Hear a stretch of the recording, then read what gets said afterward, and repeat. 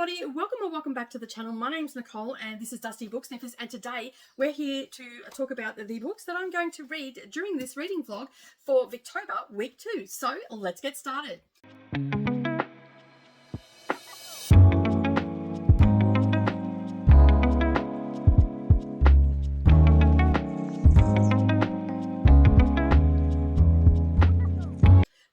Good evening everybody, and welcome back to the channel. Thank you for taking some time out of your day and spending it with me while I prattle on about some of the books that I am going to read this week. So by the time you've seen this video, you've already seen week 1, where I read The Sign of Fall by Sir Arthur Conan Doyle, and I also read part of The Doctor's Wife, and I'll be continuing to read that again this week. And I also read Lady Audley's Secret, which I absolutely love. It was the first time ever reading the author, Mary Elizabeth Braddon, and I am so enamored by her writing and her style of writing, and I'm looking forward to reading more from her. But this week I thought I would tackle someone else, a couple of people that I've not read before. I've heard lots of good things about both of these authors, and especially one of the authors. I've heard nothing but good things from all the people that I watch that are involved with Victober, and I will link them up down below and you can go and check them out. But the one I'm going to tackle this week is The Mayor of Casterbridge, and it is by Thomas Hardy, and I believe this is my very first Thomas Hardy. I've racked my brain and I don't think I've read anything, and I've got this beautiful copy that has the gold sprayed edges, and we've got the foiling on the front as well.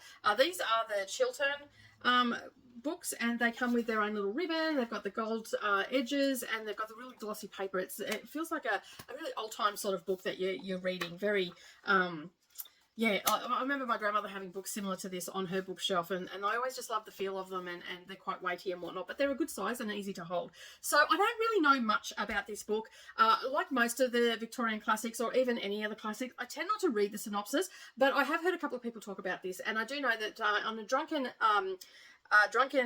night or evil day, I guess, at a fair, the main male protagonist decides to sell his wife and baby for 5 guineas, and then he proceeds to go on to make something of his life, and of course he's got this huge secret in his past that he's obviously going to try and keep hidden from the people of Casterbridge. So I'm looking forward. This sounds like a fun time. Like, I mean, to sell your wife and baby, I mean, I know that sounds a bit harsh, but it sounds like it's a little bit comical in some ways, but just from what I know. But anyway, I'm going to get stuck into that, and I'm hoping that I will really enjoy it. Of course, I will do the normal vlog style where I'll read, 100 pages, whatever, come in, talk to you about it, tell you how I'm feeling, and then we'll do some check-ins throughout the week, and then you'll get the final wrap-up. So that is the first one that I'm going to start, and I'm looking forward to starting that one. The next one that I'm going to endeavour to read this week as well is Cranford by Elizabeth Gaskell. Now, this wasn't originally on my TBR, but a friend of mine, Kelly reads a lot, mentioned it and said that it was really good. And then I believe Kate Howe also mentioned this one as a recommendation, and I didn't realise that I had this on my shelf because I bought a whole heap of classics at the beginning of the year, and I've put them on the shelf, but they're blocked by other things, so I didn't know that they were there. And as I was moving stuff into the library, you can still see there's still some construction stuff in here, but as I was moving stuff into the library, I came across it, so I sat it in the pile. And it's not an overly big book, so I thought, you know what, I'm going to give that a read this week. And they're not, both the books are not that big, so I'm used to reading a chunky books. The two of them together will give me a chunky book, and then again I will, when I start reading this, I will basically vlog my experience and whatnot. All right, I'm going to head off, and this, as I said, this is the start of the reading vlog for the week. I'm going to head off. Let's start Thomas Hardy's The Mayor of Casterbridge, and I will check back in about 100 pages and let you know how I'm feeling about it.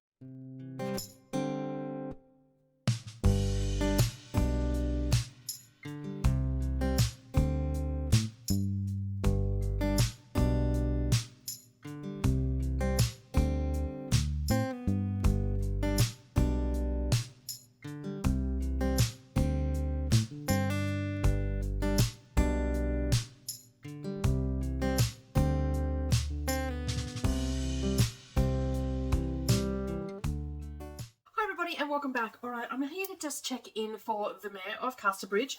I really have got into this. I think I'm at page 135, and I am really liking Thomas Hardy's way of writing, and just how he draws you into the story, and all the things that he is able to do for me. So basically, we are following Michael, I think his name is, and Susan. We first meet them where they're walking along the road. They come across a fair, and basically he starts drinking and gets a little bit drunk, and then he sells his wife and baby essentially to the highest bidder, which happens to be a sailor, and he pays 5 guineas for her, I think, for them both. And basically, he is none the wiser. The next morning he wakes up, he knows that something has happened, and he's starting to put 2 and 2 together, and subsequently he's now regretting his decision, and he starts looking for his wife Susan, and after many months and years of looking for her, he considers her dead, and that's where he finds himself, after making a solemn vow that he will never touch alcohol again for as many years as he was at that particular time, and he was 21 at the time of selling his wife. So yeah, this is the first time I've read anything by Thomas Hardy, and I didn't know what to expect. Like, I'd heard lots of things from people saying how, great a writer he was and how much they love his work and all that sort of stuff, and I wasn't sure how I was going to get along with him or not. But I am so glad that I picked this up. I got this little edition, which is the Chiltern edition. I got this little edition a couple of years ago, and it's taken me this long to pick it up. But I am super, super chuffed that I have. I'm absolutely enthralled by the story and where it's going to go. Right now where I'm at, they've sort of... we're just starting to get a little bit more of a backstory of what happened with Susan after she left, because they ended up going to Canada, and that's why he couldn't find her. And so basically, we've done a little bit of a circle, and now they're all in the same town together. It's a little bit of a spoiler, but I mean, it is an old book, and I don't really know how to talk about it, except for the fact that this is where we're at right now in the story. So I'm really enjoying how the mayor and Susan are handling things, especially when it comes to their daughter. And there's just so much happening in here, and I'm just loving the story, and I can't wait to get back to it and finish this off and then give you my final thoughts on it. But right now I'm loving the story. I'm loving how Thomas Hardy has pulled me into the story. A few people have said that Thomas Hardy can be overly descriptive. I am not finding that with this one. Maybe with his other works he may have been, but this one I'm not finding it overly flowery or anything like that. I'm finding it just a very straightforward story. We've got a little bit of a friendship happening between a Scotsman and Michael, and he's helping him with his day-to-day running of the business, because Michael is now, as I said, he's the mayor, and he's a lot well off, and he's got a business and everything like that, and he needs a manager for that, and that's where the Scotsman comes into it. And Donald seems like a really down-to-earth sort of character as well, like, salt of the earth type character, a spade's a spade, and, he won't do anything he won't do anything against the social norms, so to speak, and he's helping out Michael with his business and all that sort of stuff. And then we've got Elizabeth Jane, which is Michael's daughter, and she's now 18 years old and a little bit over 18. And she's quite naive in a lot of aspects because her mother has kept her that way. Like, that's the impression that I get, that her mother has kept her really close to her and not really shown her much of the world or anything like that. So she comes across as a little bit naive. She's quite obedient. She's quite, she wants to know more about Michael and everything, although she doesn't know that they're related by blood.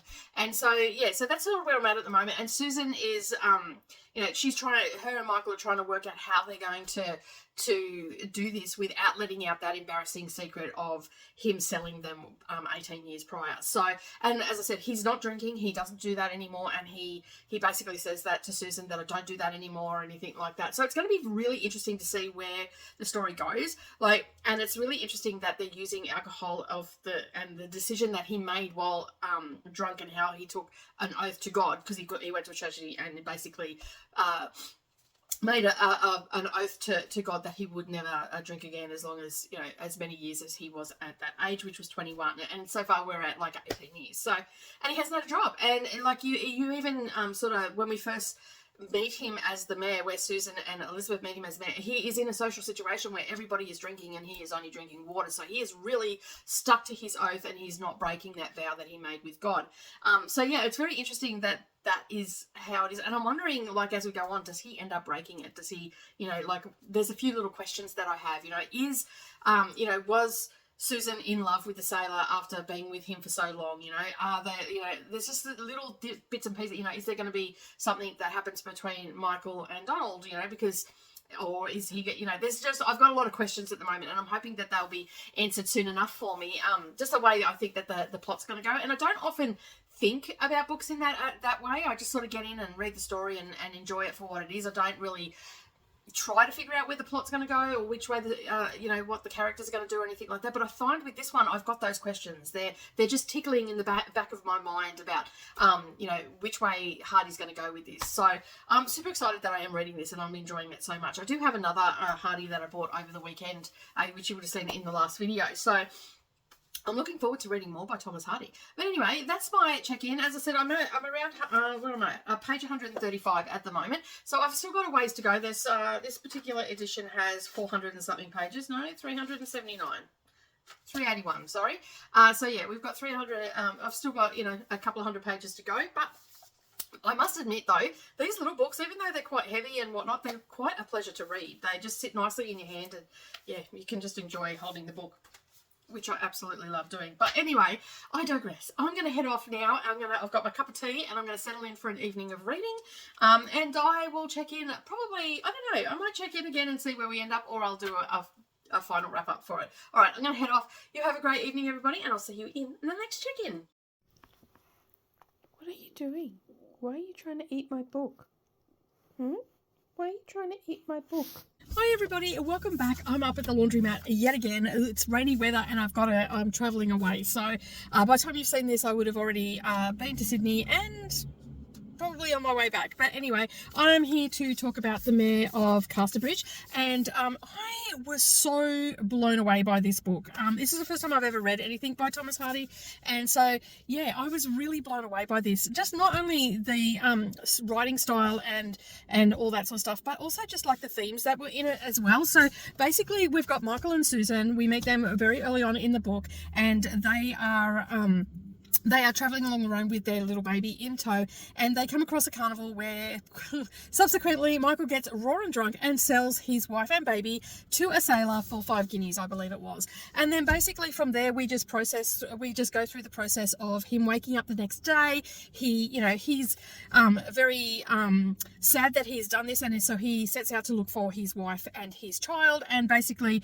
he doesn't find them, and then he finds himself in Casterbridge, and that's where he becomes the mayor, and he has a business and all that sort of stuff. And and then we fast forward 18 years, and Susan and Elizabeth Jane, which is his daughter, ends up in Casterbridge, and the story then goes on from there. But this story covers so much. Not only do we have everything going on around Susan and Michael, we also have Donald in the book, and he becomes fast friends and ends up managing Casterbridge, the Michael's business, and helps him out. And then we've got themes of jealousy, betrayal, secrets. Like, there's just so much going on in this book that it was just really hard to put down. And it's not just Michael that has the secret either. Susan also has a secret, which she lets the cat out of the bag upon her at some stage through the story. I don't want to give too much away. But yeah, like, she has a secret, and then basically there's jealousy between Donald and Michael, and all these things are just happening, and all these themes that we have going on in the book just made it a really compelling read.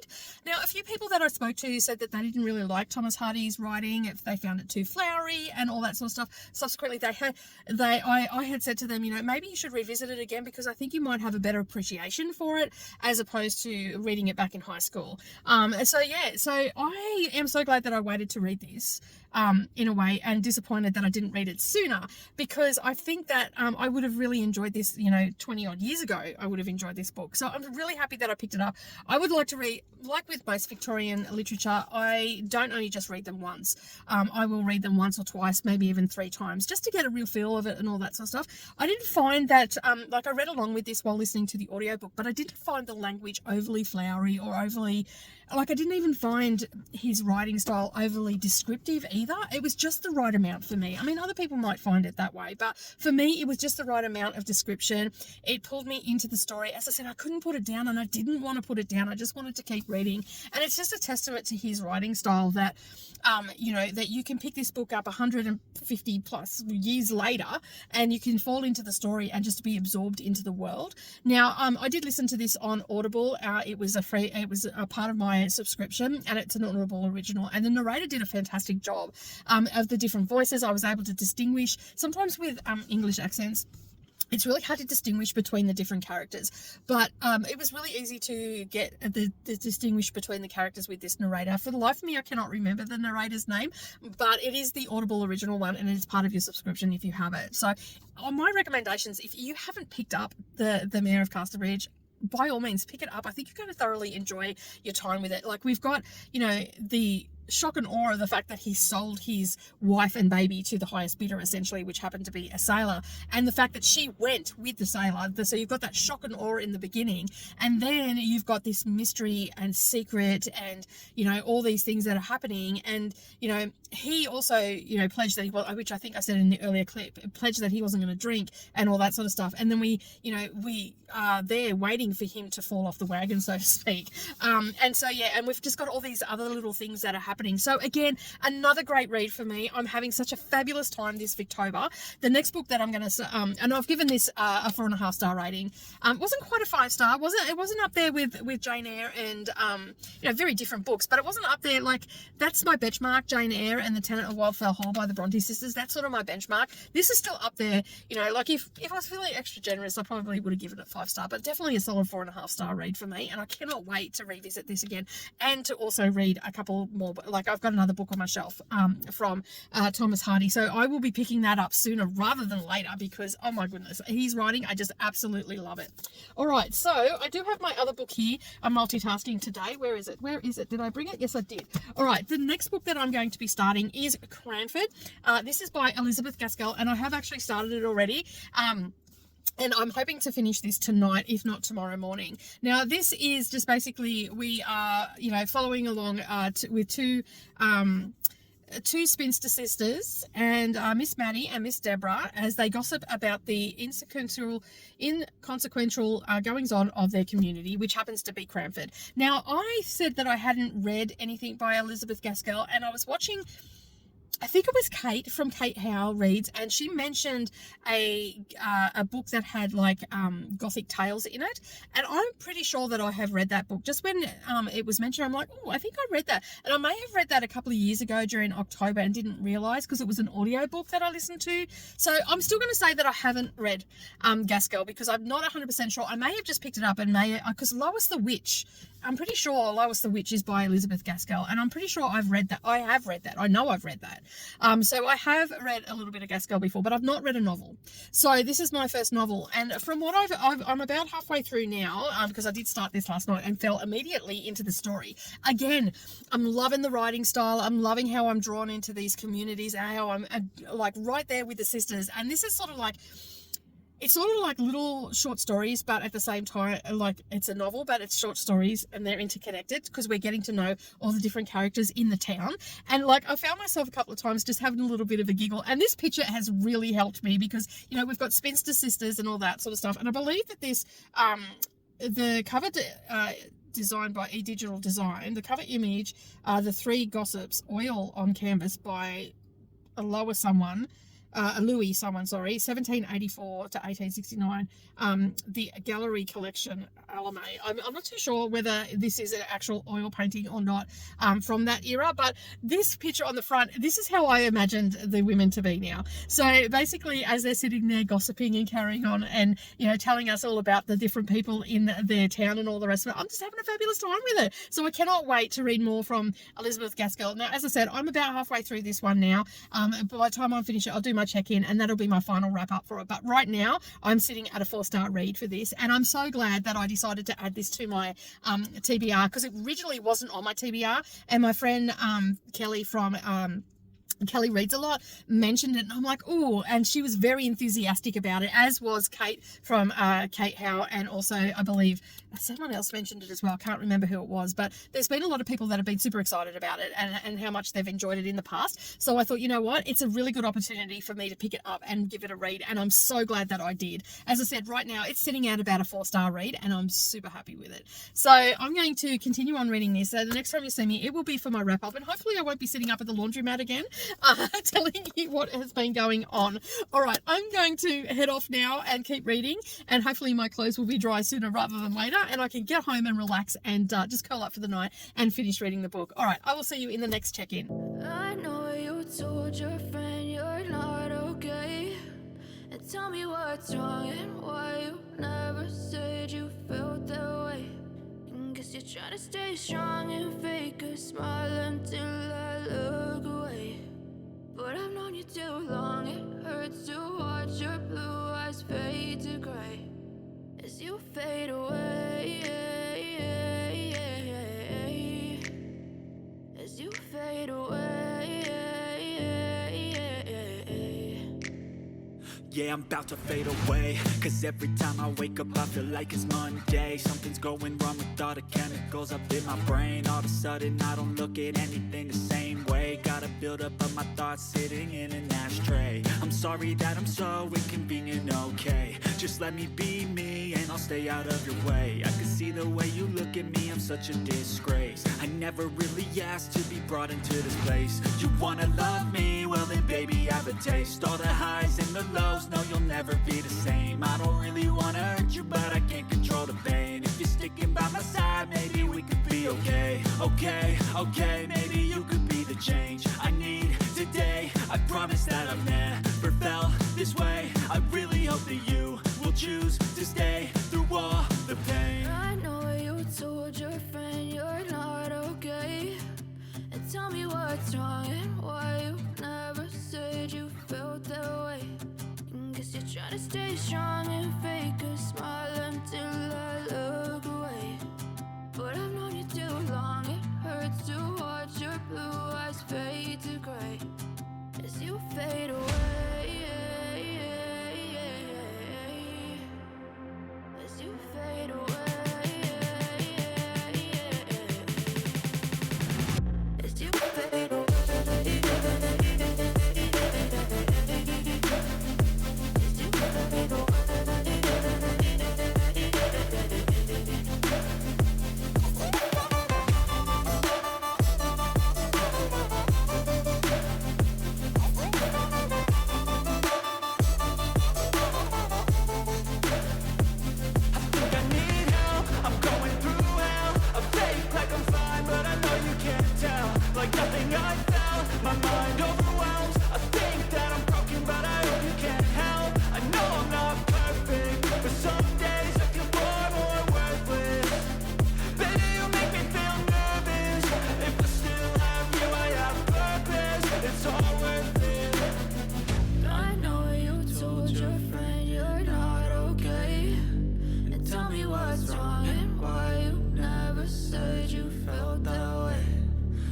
Trying to stay strong and fake a smile until I look away. But I've known you too long, it hurts to watch your blue eyes fade to gray as you fade away, as you fade away, as you fade away.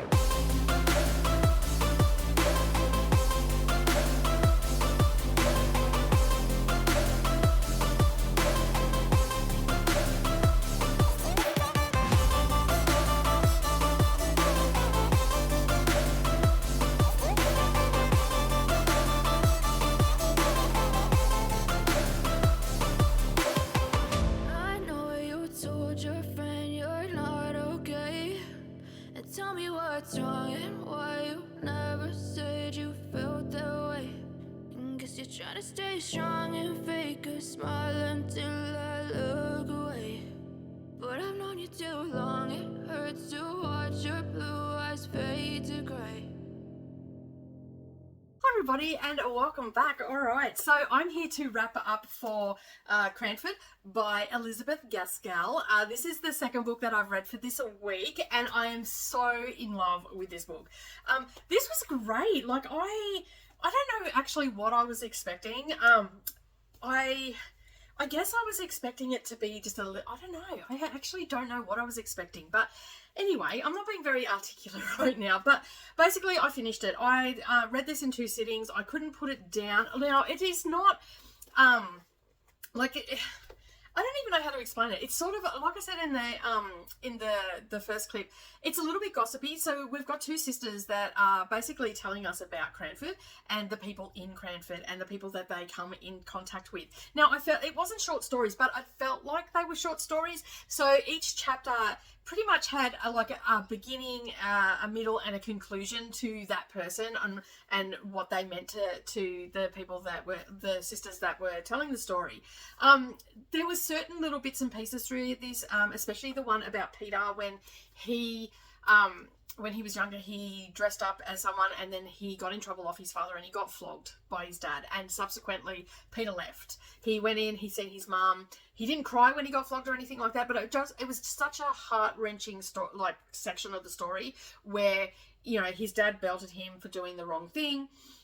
And I mean, of course, we don't do that these days, you know, like that's just not how people do that with their children anymore.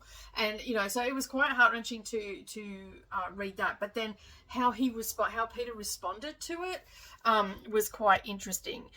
He basically went in and he really loved his mum. He basically went into his mum and he was basically saying goodbye to her, and then the next day he was gone. He didn't he left. He went and joined in the army or something along those lines, and went off to India.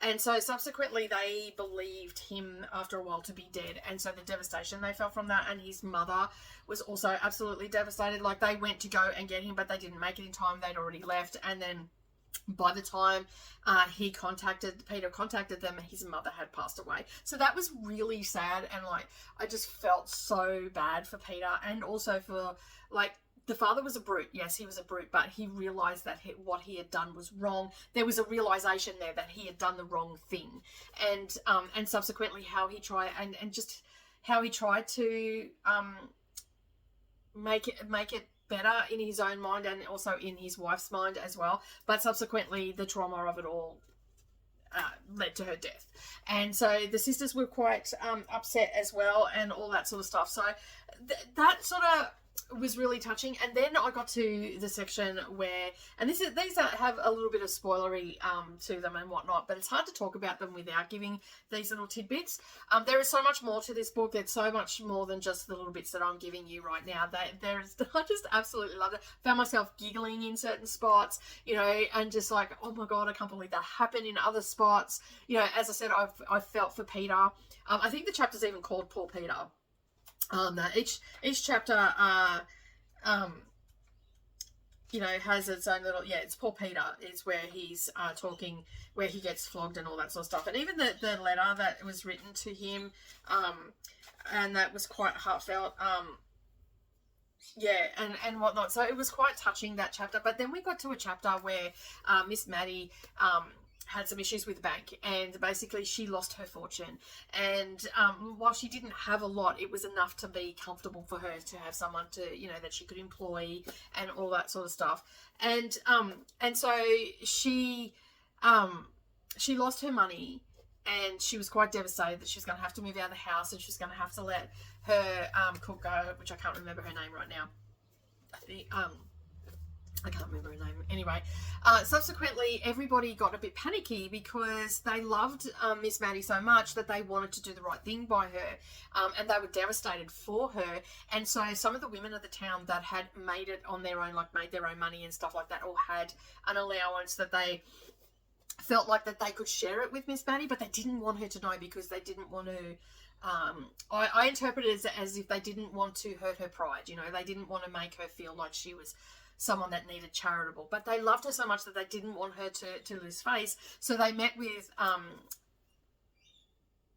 I can't remember who they met with. Anyway, they met with someone who was close to Miss Maddie, and basically they made it all formal and everything, and how that they were going to contribute a certain amount from their allowances and all their money, and then just how they didn't want her to know because they didn't want her to lose face, and then they were incorporating her father in it to make sure that they could do this so she could stay where she was and all that sort of stuff. And I just thought that was so sweet, that someone could mean so much to some people in the community that they would rally around her. Whereas other books I've read, you know, like If You Fall From Grace and you lose all your money and all the rest of it, is like tough, you know, you're on your own type thing. This was just a really nice way of how the women came around her and subsequently you know, coming up with, like, they came up with an idea for her to sell tea, and so she could make her way in life and all that sort of stuff. But there was one lady who had loved Miss Maddie so much that she wanted to actually give more than she actually said in the meeting. So she pulled this one of the characters aside and said, hey, I want to give more, but I don't want anybody else to know that I'm giving more, because Miss Maddie had always taken the time of day with her and all that sort of stuff. So it's sort of, the moral I took from that is, you know, if you're kind to, you know, kind begets kindness, you know, and that was really heartfelt for me. I really enjoyed that aspect of it. And even like how she did business, Miss Maddie, as well. Like it went with the tea, there was another fellow in town that was selling tea, and basically she went and seen him and asked if it was going to step on his toes or anything like that. Not in those words, but you know what I mean? Like, she didn't want to step on his toes. She didn't want to take sales away from him or anything like that. She wanted to do business in a dignified manner and whatnot. So that was really interesting to see how she played that out, and then how he responded in kind. He basically would send people to Miss Maddie in her tea shop and you know, and he would say that his tea was inferior, and there was just little tidbits around the business and how she did business, like when the kids come in because she didn't have any children, and then her housemaid ended up having a child and she was in awe of it. And there was just so many little sweet moments in this book that I absolutely loved. And I really loved the way it was written as well. I didn't feel like I was reading a Victorian novel. I didn't feel like I was reading a book over 100 years old. You know what I mean? I felt like that this was just a quaint little story of two sisters, for lack of a better word, spinster sisters that, you know, love to gossip and all the rest. I mean, like this here, this is how I ended up picturing them in my mind, because this really just says it all. You know, you've got one there leaning into the other and chit-chatting and all that sort of stuff. And I just love this picture. And I found myself smiling while I was reading this book. So needless to say, I loved it. I'm having a really good reading month. I think I just needed to fall into some classics. I mean, I'm not a hard and fast, although my shelves would say otherwise, I'm not a hard and fast classics person, and I've only really just come to classics in the last 4 years, because I've always just avoided them, as you know. But I am so enjoying my time reading these books and revisiting them and all that sort of stuff. And you know, Katie from Books and Things, and Kate from Kate Howe, and Blatantly Bookish Marissa, like the love and the joy that they have for Victorian literature is contagious. Like, I can honestly say my reading has improved because of these ladies, and I'm so grateful that I came across them a couple of years ago, and I'm so grateful that I am able to participate this year. So that is the end of my week 2 vlog. I had a great time. Both this one I've also given 4.5 stars as well, both 4.5 star reads. This is probably even close to a 5-star read for me. I just had a great time. You know what, I'm actually going to change it to a 5-star, because like, it is so close to a 5-star, I have to call it a 5-star because I had such a great time reading it. And yeah, so I'm looking forward to starting up the next vlog in just a moment, because of the recording schedule that I have. But I am going to be reading another couple of books, and of course I'm going to vlog my experience reading them. One is a new author to me, and one will be a reread. That's all I'm going to tell you, so you'll have to tune in next week to find out what those books were. But that is it from me today. I hope that everybody's having a wonderful day no matter where you are. As always, don't forget to subscribe and like this video. Maybe share it with some of your bookish friends as well. And as usual, keep turning those pages, and I'll see you in the next video. Bye for now.